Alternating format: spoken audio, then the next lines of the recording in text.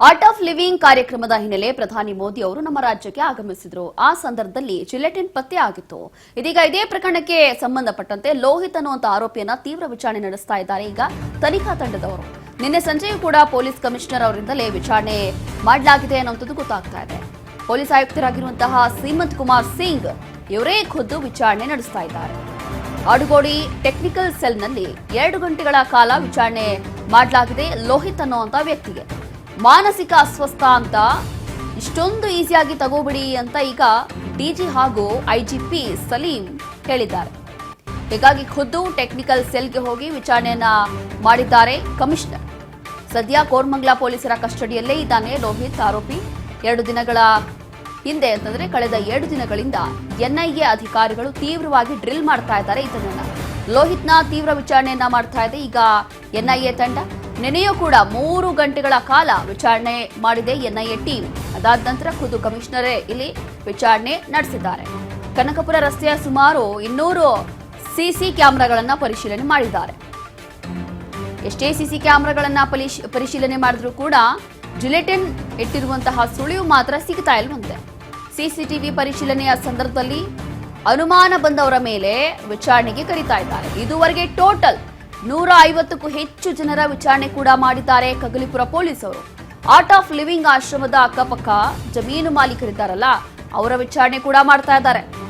ಕೆಲವು ಜಮೀನುಗಳನ್ನು ಅಕ್ರಮವಾಗಿ ಆಶ್ರಮದವರು ಪಡೆದಿದ್ದಾರೆ ಅನ್ನೋ ಆರೋಪ ಕೂಡ ಇದೆ. ಹೀಗಾಗಿ ಇದೇ ಕೋಪದಿಂದ ಯಾರಾದ್ರೂ ಜಿಲೆಟಿನ್ ಏನಾದ್ರೂ ಇಟ್ಟಿದ್ರಾ? ಆಶ್ರಮದ ಅಕ್ಕಪಕ್ಕ ಜಮೀನು ಮಾಲೀಕರನ್ನ ಕರೆಸಿ ವಿಚಾರಣೆ ಮಾಡ್ತಾ ಇರುವಂತದ್ದು ರಾಮನಗರ ಪೊಲೀಸರು. ಆದ್ರೂ ಕೂಡ ಜಿಲೆಟಿನ್ ಕಡ್ಡಿಗಳನ್ನ ಇಟ್ಟವರ ಬಗ್ಗೆ ಇನ್ನೂ ಕೂಡ ಸುಳಿವು ಸಿಗ್ತಾ ಇಲ್ಲ. ಮತ್ತಷ್ಟು ಡೀಟೇಲ್ಸ್ ಕೊಡ್ತಾರೆ ನಮ್ಮ ಪ್ರತಿನಿಧಿ ಅಜಯ್. ಈಗ ಪೊಲೀಸರು ತೀವ್ರವಾಗಿ ಒಂದು ವಿಚಾರಣೆ ನಡೆಸ್ತಾ ಇದ್ದಾರೆ. ಎನ್ಐಎ ಟೀಮ್ ಕೂಡ ಬಹಳಷ್ಟು ಕಸರತ್ತು ಪಡ್ತಾ ಇದೆ. ಒಂದು ಕಡೆ ಲೋಹಿತ್ ಎಲ್ಲೋ ಮೆಂಟಲಿ ಸ್ಟೇಬಲ್ ಇದ್ದಾನಾ ಅಥವಾ ಇಲ್ವಾ ಅನ್ನುವಂಥದ್ದು ಒಂದು ಪ್ರಶ್ನೆ. ಮತ್ತೊಂದು ಕಡೆ ಇಲ್ಲಿ 200 ಸಿಸಿಟಿವಿಗಳ ಪರಿಶೀಲನೆ ಮಾಡಿದ್ರು ಕೂಡ ಯಾವುದೇ ಸುಳಿವು ಸಿಗ್ತಾ ಇಲ್ಲ ಅಂತಂದ್ರೆ ಏನಿದ್ರ ಅರ್ಥ? ಖಂಡಿತ ಅಂದ್ರೆ ಆರ್ಟ್ ಆಫ್ ಲಿವಿಂಗ್ ಬಳಿ ಜಿಲೆಟಿನ್ ಪತ್ತೆ ಪ್ರಕರಣಕ್ಕೆ ಸಂಬಂಧಪಟ್ಟಂತೆ ಒಂದು ಕಡೆ ರಾಮನಗರ ಸೇರಿದಂತೆ ಬೆಂಗಳೂರು ಪೊಲೀಸ್ನವರು ಕೂಡ ತನಿಖೆನ ಮುಂದುವರಿಸಿದ್ದಾರೆ. ಈಗಾಗಲೇ 4 ಟೀಮ್ಗಳನ್ನ ರಚನೆ ಮಾಡಿ ಒಂದ್ ಕಡೆ ಬೆಂಗಳೂರು ದಕ್ಷಿಣ ಭಾಗದ SP ಆಗಿರುವಂತಹ ಶ್ರೀನಿವಾಸ್ ಗೌಡ ಸೇರಿದಂತೆ ಬೆಂಗಳೂರು ವಿಭಾಗದ ಪೊಲೀಸ್ನವರು ಕೂಡ ಸಾಕಷ್ಟು ತನಿಖೆನ ನಡೆಸ್ತಾ ಇದ್ದಾರೆ. ಇದ್ರ ಮಧ್ಯದಲ್ಲಿ ಈಗ ಡಿಜಿ ಐಜಿಪಿ ಆಗಿರುವಂತ ಸಲೀಂ ಸಾಹೇಬ್ರು ಒಂದು ಆರ್ಡರ್ ಅನ್ನ ಹೇಳಿರ್ತಾರೆ. ಅದರಲ್ಲೂ ಕೂಡ ಬೆಂಗಳೂರು ನಗರದ ಕಮಿಷನರ್ ಆಗಿರುವಂತ ಸೀಮಂತ್ ಕುಮಾರ್ಗೆ ಒಂದು ಸೂಚನೆಯನ್ನ ಕೊಟ್ಟಿರುವಂತದ್ದು. ಆತ ಈಗಾಗಲೇ ಪತ್ತೆ ಆಗಿರುವಂತ ಲೋಹಿತ್ ಏನಿದ್ದಾನೆ ಆತ ಕೋರಮಂಗಲ ನಿವಾಸಿ. ಆತನನ್ನ ಕಳೆದ 3 ದಿನದಿಂದನೂ ಕೂಡ ಕೋರಮಂಗಲ ಪೊಲೀಸ್ನವರು ಈಗಾಗಲೇ ತನಿಖೆಯನ್ನು ಕೂಡ ನಡೆಸಿದ್ರು. ಒಂದ್ ಕಡೆ ಎನ್ಐಎ ಅಧಿಕಾರಿಗಳು ಕೂಡ ಆತನಿಂದ ಸಾಕಷ್ಟು ವಿಚಾರಣೆ ಮಾಡಿ ಕೆಲವೊಂದಷ್ಟು ಮಾಹಿತಿಯನ್ನು ಪಡೆಯುವಂತ ಕೆಲಸಗಳು ಆಗ್ತಾ ಇದೆ. ಈಗ ಡಿಜಿಪಿ ಅವರು ಒಂದು ಸೂಚನೆ ಕೊಟ್ಟಿದ್ರೆ ಆತ ಮಾನಸಿಕ ಅಸ್ವಸ್ಥ ಅಂತ ಹೇಳ್ಬಿಟ್ಟು ಆತನನ್ನ ಈಸಿಯಾಗಿ ತೆಗೆದುಕೊಳ್ಬೇಡಿ, ಆತನನ್ನ ಮತ್ತಷ್ಟು ವಿಚಾರಣೆಯನ್ನ ನಡೆಸಿ ಆತನ ಟ್ರಾನ್ಸಾಕ್ಷನ್ ಆಗಿರ್ಬೋದು, ಜೊತೆಗೆ ಮೊಬೈಲ್ ಬಳಸಿದಂತ ಸಂದರ್ಭದಲ್ಲಿ ಯಾರ ಜೊತೆ ಕಾಂಟ್ಯಾಕ್ಟ್ ಅನ್ನ ಇದ್ದ, ನಿರಂತರವಾಗಿ ಯಾರಿಗೆ ಒಂದು ವಿಡಿಯೋಗಳನ್ನ, ಯಾಕಂದ್ರೆ ಆತ ಬಾಂಬ್ ಬ್ಲಾಸ್ಟ್ ಮಾಡ್ತೀನಿ ಅಂತ ಹೇಳಿ ಒಂದು ವಿಡಿಯೋವನ್ನು ಕೂಡ ಹರಿಬಿಟ್ಟಿದ್ದ. ಹೀಗಾಗಿ ಈಗಾಗಲೇ FSL ರಿಪೋರ್ಟ್ಗೆ ಈಗಾಗಲೇ ಕಳಿಸಲಾಗಿದೆ. FSL ಕೂಡ ಒಂದು ರಿಪೋರ್ಟ್ ಅನ್ನ ಇನ್ನೇನು ಕೆಲವೇ ದಿನಗಳಲ್ಲಿ ವರದಿಯನ್ನು ಕೂಡ ನೀಡಲಾಗುತ್ತೆ. ಆ ಒಂದು ಸಂದರ್ಭದಲ್ಲಿ ಆತ ಯಾರ ಜೊತೆ ಸಂಪರ್ಕವನ್ನು ಹೊಂದಿದ ಅಂತ ಹೇಳಿ ಆತನದ ಮತ್ತಷ್ಟು ತನಿಖೆಯನ್ನ ಮಾಡುವಂತ ಕೆಲಸಗಳು ಆಗುತ್ತೆ. ಈಗ ಖುದ್ದು ನಗರ ಪೊಲೀಸ್ ಆಯುಕ್ತರಾಗಿರುವಂತ ಸೀಮಂತ್ ಕುಮಾರ್ ಕೂಡ ನಿನ್ನೆ 2 ಗಂಟೆಗಳ ಕಾಲ ನಿರಂತರವಾಗಿ ಆ ಲೋಹಿತ್ ಏನಿದ್ದಾನೆ ಶಂಕಿತ ಆತನನ್ನ ಒಂದು ವಿಚಾರಣೆ ಮಾಡುವಂತ ಕೆಲಸಗಳು ಕೂಡ ಮಾಡಿದ್ರು. ಮತ್ತೊಂದು ಕಡೆ ಕಗ್ಲಿಪುರ ಪೊಲೀಸರು ಅಂದ್ರೆ ರಾಮನಗರ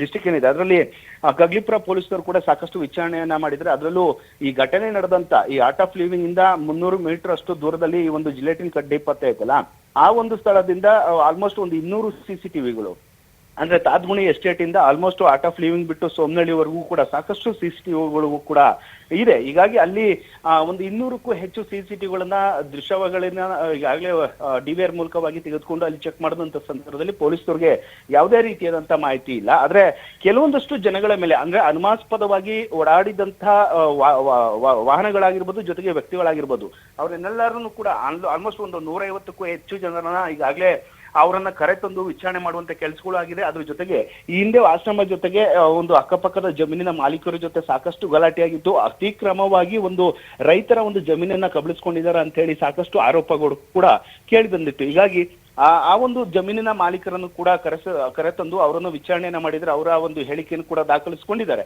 ಆದ್ರೆ ಇದುವರೆಗೂ ಕೂಡ ಆ ಒಂದು ಜಿಲೆಟಿನ್ ಬಾಕ್ಸ್ ಅಂದ್ರೆ ಕೇವಲ ಜಿಲೆಟಿನ್ ಕಡ್ಡಿ ಮಾತ್ರ ಅಲ್ಲ, ಅದಕ್ಕೆ ಬೇಕಾಗಿದ್ದಂತ ಕೆಲವೊಂದು ಸರ್ಕ್ಯೂಟ್ಗಳಾಗಿರ್ಬೋದು, ಜೊತೆಗೆ ವೈರ್ಗಳಾಗಿರ್ಬೋದು, ಜೊತೆಗೆ ಬ್ಯಾಟ್ರಿ, ಈ ಎಲ್ಲ ವಸ್ತುಗಳನ್ನ ಆಲ್ಮೋಸ್ಟ್ ಸ್ಫೋಟಕ್ಕೆ ಬೇಕಾಗಿದ್ದಂತ ವಸ್ತುಗಳನ್ನ ತಂದಿಟ್ಟವ್ರು ಯಾರು ಅನ್ನೋದು ಕೂಡ ಇನ್ನೂ ಸಾಕಷ್ಟು ಕ್ಯೂರಿಯಾಸಿಟಿ ಹುಟ್ಟಿಸಿದೆ. ಒಂದ್ ಕಡೆ ಪೊಲೀಸರು ತನಿಖೆನ ಮುಂದುವರಿಸಿದರೆ, ಜೊತೆಗೆ ಆ ಲೋಹಿತನ ಕೂಡ ಅಜ್ಞಾತ ಸ್ಥಳ ಅಂದ್ರೆ ಒಂದು ಆಡ್ಗೋಡಿ ಟೆಕ್ನಿಕಲ್ ಸೆಲ್ ನಲ್ಲಿ ಇದೀಗ ವಿಚಾರಣೆ ಮಾಡುವಂತ ಕೆಲಸಗಳು ಕೂಡ ಆಗ್ತಾ ಇದೆ. ಇನ್ನೇನು ಕೆಲವು ದಿನಗಳಲ್ಲಿ ಇದ್ರ ಬಗ್ಗೆ ಸಂಪೂರ್ಣ ಮಾಹಿತಿಯನ್ನ ಪೊಲೀಸರು ಪಡ್ಕೊಳ್ಳೋದಕ್ಕೆ ಸಾಕಷ್ಟು ಕಸರತ್ತನ್ನ ಮಾಡ್ತಿರುವಂತದ್ದು. ರೋಷ್ನಿ, ಸಜ್ಜೆ ಈಗ ಖುದ್ದು ಕಮಿಷನರೇ ಹೋಗಿ ವಿಚಾರಣೆ ನಡೆಸಿದ್ದಾರೆ ಅಂತಂದ್ರೆ ಇಲ್ಲಿ ಖಂಡಿತವಾಗಿಯೂ ಕೂಡ ತುಂಬಾ ಸೀರಿಯಸ್ ಆಗಿದೆ ಮ್ಯಾಟ್ರು. ಹಾಗಾಗಿ ಈ ಪ್ರಕರಣ ತುಂಬಾ ಗಂಭೀರವಾಗಿ ತಗೊಂಡಿದ್ದಾರೆ ಇವಾಗ. ಬಟ್ ಈಗ ಕಮಿಷನರ್ ಹೋಗಿ ವಿಚಾರಣೆ ಮಾಡುವಂತ ಸಂದರ್ಭದಲ್ಲಿ ಈತ ಲೋಹಿತ್ ಏನಾದ್ರೂ ಹೇಳಿದಾನ ಅಂತಂದ್ರೆ ಏನು ಬಾಯ್ ಬಿಟ್ಟಿದ್ದಾನೆ, ಏನಾದ್ರೂ ಮಾಹಿತಿ ಇದೆಯಾ ಅದ್ರ ಬಗ್ಗೆ ಅಂತ? ಈಗ ಸದ್ಯದ ಮಾಹಿತಿಯ ಪ್ರಕಾರ ಈಗ ಕಮಿಷನರ್ ಕೂಡ ಅಂದ್ರೆ ಹೇಮಂತ್ ಕುಮಾರ್ ಕೂಡ ಹೋಗಿದ್ದಾರೆ. ಯಾಕಂದ್ರೆ ಖುದ್ದು IGP ಆಗಿರುವಂತ ಸಲೀಂ ಅವರು ಸೂಚನೆ ಕೊಟ್ಟಿದ್ರು, ಈತ ಮಾನಸಿಕ ಅಸ್ವಸ್ಥ ಅಂತ ಹೇಳಿ ಈಸಿಯಾಗಿ ತೆಗೆದುಕೊಳ್ಬೇಡಿ, ಆತನನ್ನ ಮೆಡಿಕಲ್ ವರದಿಯನ್ನು ಕೂಡ ಪಡೆದುಕೊಳ್ಳಿ ಅಂತ ಹೇಳಿದ್ರು. ಜೊತೆಗೆ NIA ಅಧಿಕಾರಿಗಳು ಕೂಡ ಈಗ ಈಸಿಯಾಗಿ ತೆಗೆದುಕೊಳ್ಬೇಡಿ ಅಂತ DGP ಅವರು ಹೇಳಿದ್ದಾರೆ. ಮತ್ತೊಂದು ಕಡೆ NIA ಅಧಿಕಾರಿಗಳು ಕಳೆದ ಈ ಒಂದು ಘಟನೆ ನಡೆದಂತ ಸಂದರ್ಭದಲ್ಲೇ ಕೂಡ NIA ಅಧಿಕಾರಿಗಳು ಬಂದಿದ್ರು, ಅವರು ಕೂಡ ಸಾಕಷ್ಟು ತನಿಖೆಯನ್ನ ಮಾಡ್ತಾ ಇದ್ದಾರೆ. ಆತನನ್ನ ಈ ಶಂಕಿತ ಲೋಹಿತನನ್ನ ವಶಕ್ಕೆ ಪಡೆದು ಆತನನ್ನ ಅಡಿಗುಡಿ ಟೆಕ್ನಿಕಲ್ ಸೆಲ್ ಏನಿದೆ ಅಲ್ಲಿ ಆತನನ್ನ ಈ ರೀತಿ ತನಿಖೆ ಮಾಡುವಂತ ವಿಚಾರಣೆ ಮಾಡುವಂತ ಕೆಲಸಗಳನ್ನ NIA ಅಧಿಕಾರಿಗಳು ಮಾಡ್ತಾ ಇದ್ದಾರೆ. ಇದರ ಬೆನ್ನಲ್ಲೇ ನಿನ್ನೆ ಆಲ್ಮೋಸ್ಟ್ 2 ಗಂಟೆಗಳ ಕಾಲ ನಿರಂತರವಾಗಿ ಆಡುಗೋಡಿ ಟೆಕ್ನಿಕಲ್ ಸೆಲ್ಗೆ ಹೋಗಿ ಖುದ್ದು ನಗರ ಪೊಲೀಸ್ ಆಯುಕ್ತ ಹೇಮಂತ್ ಕುಮಾರ್ ಅವರು ವಿಚಾರಣೆನ ಮಾಡಿದ್ರೆ, ಆತನಿಂದ ಹೇಳಿಕೆನ ದಾಖಲು ಮಾಡುವಂತ ಕೆಲಸಗಳು ಕೂಡ ಮಾಡಿದ್ರೆ. ಇದರಲ್ಲಿ ಪ್ರಮುಖವಾಗಿ ಆತ ಕಳೆದ ಬಾರಿ ಏನ್ ಸ್ಟೇಟ್ಮೆಂಟ್ ಕೊಟ್ಟಿದ್ದ ಅಂದ್ರೆ ಈ ಒಂದು ಬೆಂಗಳೂರು ಆಗಿರ್ಬೋದು, ರಾಜ್ಯ ಆಗಿರ್ಬೋದು, ಯಾವ್ದು ಕೂಡ ಸರಿ ಇಲ್ಲ ಅಂತ ಹೇಳಿ ಸಾಕಷ್ಟು ಹೇಳಿಕೆನ ಅದೇ ಒಂದು ವರ್ಡ್ ಅನ್ನ ಆತ ಜಾಸ್ತಿ ಬಳಸ್ತಾ ಇದ್ದ. ಹೀಗಾಗಿ ಆತ ಮೆಂಟಲಿ ಸ್ಟೇಬಲ್ ಇಲ್ಲ ಅನ್ನೋದು ಕೂಡ ಮೇಲ್ನೋಟಕ್ಕೆ ಗೊತ್ತಾಗ್ತಾ ಇದೆ.